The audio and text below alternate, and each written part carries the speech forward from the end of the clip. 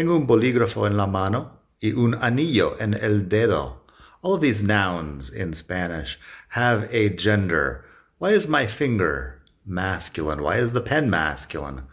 I don't know. It's just a grammatical thing that happens in Spanish. That's what we're going to talk about today. Masculine and feminine in Spanish. The concept of grammatical gender a little bit, which we don't do much of in English. So let's go. It's Daniel. Welcome back to my sofa in beautiful Barcelona. Today we are talking about gender, both of people and of objects in Spanish. Gender is a big topic. I just did some reading about it. There's a lot of nuance that I did not actually consciously know about gender in Spanish. But the fact is that, like the other Romance languages, Spanish has a grammatical gender. So like bread is masculine or feminine, and so is everything else. It's just a, thing you have to remember. The easier thing about this is that a lot of times you can just guess the gender based on the final letter or the final letters of the word. So most of the things that end in A are feminine. Most of the things that end in O are masculine. But after that, there are, many exceptions that are worth learning also. So today we're going to talk about grammatical gender as well as people and their gender and how to talk about that. Let's start with some easy things. La mesa, la puerta, la casa. Things that end in A and are feminine. La mesa is the table. La puerta is the door. La casa is the house. I guess home in Spanish could be el hogar. So el hogar. I think hogar literally is the hearth, like where you would start a fire. You don't have to think about the feminine attributes of a table. It's just a grammatical fact that la mesa is feminine and we deal with it. Things ending in O tend to be masculine. So we have el armario, we have el abrigo, and we have el horno. El armario is the closet or the armoire, the wardrobe, el armario. Usually in Spain, these are not built into your house. They're like a, piece of furniture. So it's more of a wardrobe than a closet. El armario, in any case. El abrigo is a coat. El abrigo. And then el horno is an oven. H in Spanish is silent. So el horno.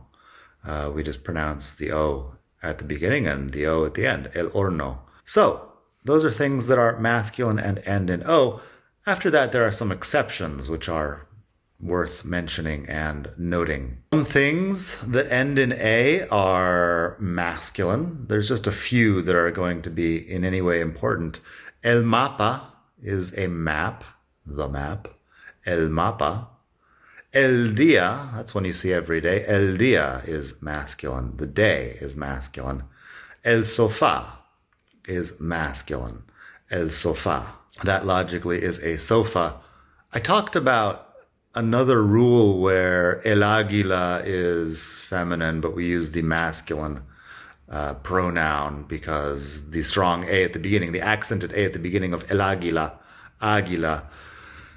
That's another video. I'll put a link to it. It's the rule that I hate in Spanish is what I called that video because I hate that rule. Anyway, el problema ends in A, but it is masculine. El problema, el idioma, and el planeta. The MA or the TA suffix on things. Apparently these are words that come from Greek. El problema, a problem, the problem. El idioma, the language. El planeta, the planet. In the 90s, when I was a young person, Bart Simpson was always saying, no problemo. No problemo. That's incorrect in Spanish. It's el problema, and that sentence is still not correct. No hay problema is there is no problem. No hay problema. Things that end in MA are masculine, usually. El tema, the topic. El tema del libro es finanzas. The topic of the book is finance. El tema. Also a few things that end in O that are feminine, often because they're like short forms of longer words, and the longer word is feminine, so the short form also is feminine. La radio. I had no idea about this. La radio is feminine because the longer word is radiodifusión, which I guess is radio broadcast, is what that means. So la radio. We also have la moto. La moto is a motorcycle. The longer word is la motocicleta. While we're on the topic, la bici comes from la bicicleta. There aren't a ton of words that end in I in Spanish, but la bici ends in I because it's a short form of la bicicleta. So la bici. And then we have la foto. La foto is a short form of la fotografía. So la foto. After that, there are other things that end with other letters that you just have to, learn them basically. El árbol is the tree. El árbol. The L at the end. I don't know. There might be something about an L at the end of the word, or who knows? There's not that many words that end in L. We have la universidad. In that case, the dad suffix usually is ity in English. So la universidad, the university. There's a ton of words in English that end in ity, that the Spanish version is with dad at the end. La libertad is liberty, etc. So we can, talk about those another day, but those are all feminine, and the suffixes have an easy translation, so you can learn a lot of words really fast with that sort of rule under your belt. So la universidad is feminine. El amor, love, is masculine. El amor. La crisis is feminine. A crisis, la crisis. Like I also talked about in another video, these things go together with an adjective. The adjective has to be masculine or feminine, singular or plural. When we were back in la crisis económica, it's always la crisis económica because the crisis is feminine, and so is the adjective económica. That works with, things that are abstract and also basic things. El coche negro. I did a video about this at some point. I'll put a link also.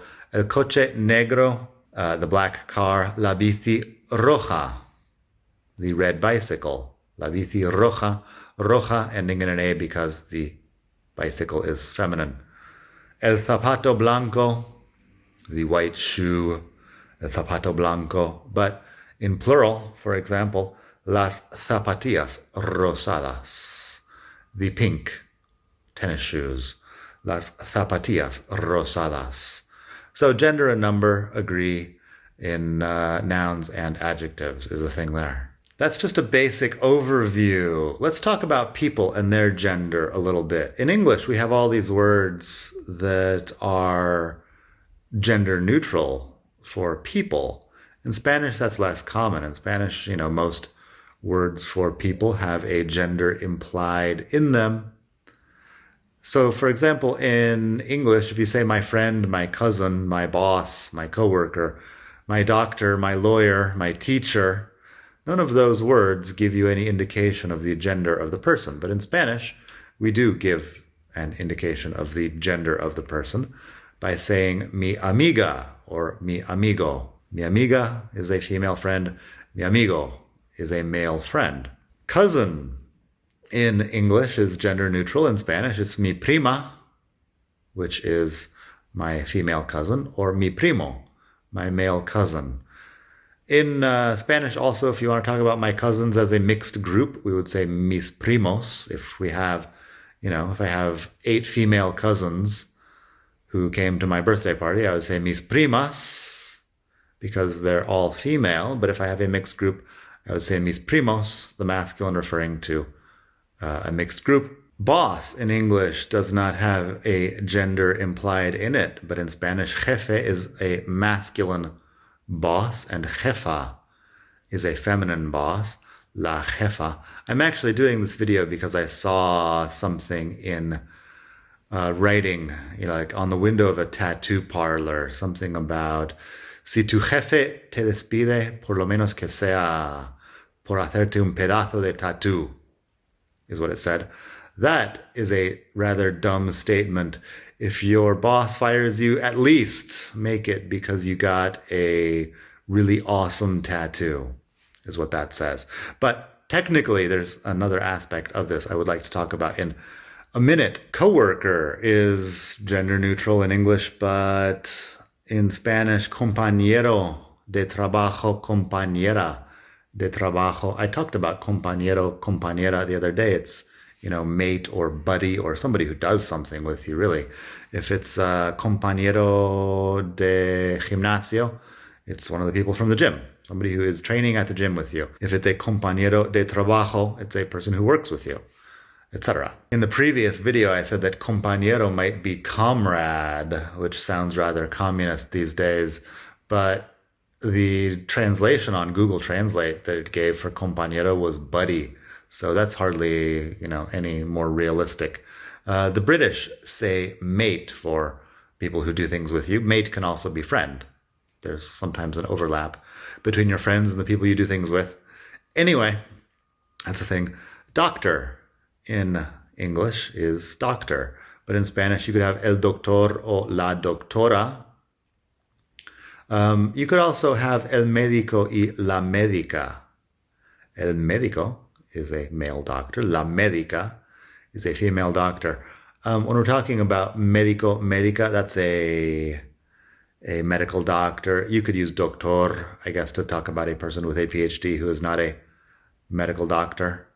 But, you also use doctor to talk about medical doctors. El doctor, la doctora. If you have a more specific title here, el cirujano y la cirujana. El cirujano is the surgeon who is male. La cirujana is the surgeon who is female. Lawyer is, of course, a gender-neutral term in English, but in Spanish, el abogado, la abogada, the lawyer, el abogado, la abogada. Then we have teacher. Teacher is profesor or profesora.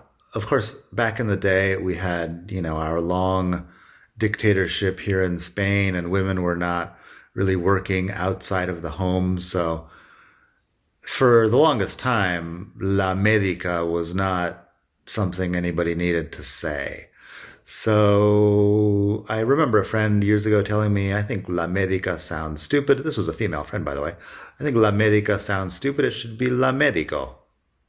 Now I'm pretty sure everybody just says la médica because we've all gotten used to, women being doctors.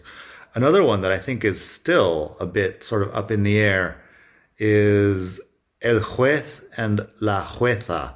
Apparently, la juez is acceptable. Also, la jueza is acceptable. I checked the Real Academia and the dictionary, the official Spanish dictionary that actually makes the rules. They say that a lot of people, even cultured people, are now saying la jueza. So no problem. But I've seen both. Even in newspapers or whatever, I've seen both la juez, la jueza. It's a bit of a funny sounding word, la jueza.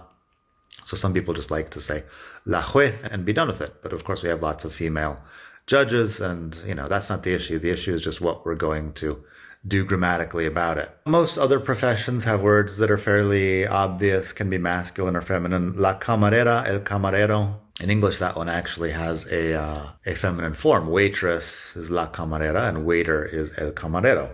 El cocinero, la cocinera, the cook, or possibly the chef, but generally the cook. El cocinero y la cocinera. La cocinera is female.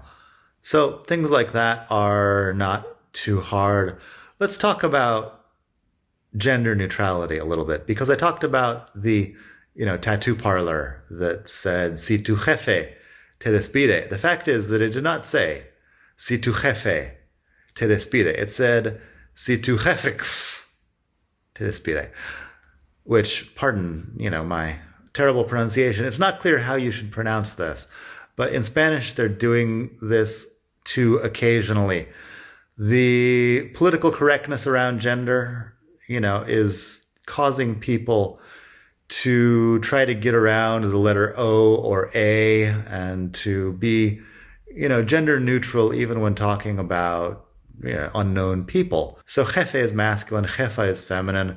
If you put an X instead of the vowel, I guess it could be either gender. Generally, we understand that jefe could be either gender also, unless you're talking about a specific person in which the gender. I would say that speaking generally, if I say si tu jefe te despide, I'm not really assuming that your boss is a man. I'm just kind of speaking in general about somebody who I don't know. But, you could be more gender neutral by putting the X. The fact is, there's no way of pronouncing this. You may remember several years ago, somebody proposed, a certain type of people were proposing that we should say Latinxes instead of Latin people. Instead of Latinos or Latinas, we should say Latinxes. This is along those lines. Apparently, actual Latin people absolutely hated this, and I don't think it ever got, popular. But yes, it's that sort of thing. Another one that people have been doing for a long time is actually using the @ sign from email, because that looks like kind of an O and an A at the same time. It's an A inside of an O. So if you wanted to write compañeros, but with that sign, it could be read as compañeros or it could be read as compañeras. A lot of people, to be more gender neutral, also just say both genders. But of course, if we want to talk about people who do not identify as any gender, then that's another issue. So 10 years ago, people were making fun of politicians who would say compañeras y compañeros, which, is fellow party members, both male and female, basically. Now there are other ways of being gender neutral, but they're even more difficult to pronounce. So it's unclear where this is all taking us, but certainly we will continue evolving. About using the masculine to talk about people in general, that's also not always the case, because las personas, la persona, a person, is feminine just because a person. The word person is feminine, la persona, que está a la puerta. The person who is at the door. That is a feminine, construction, even though I do not know the gender of the person or whatever. For whatever reason, I'm using la persona, which is feminine. Doesn't matter. La persona is feminine. La gente is feminine. La gente is the people, generally, the people.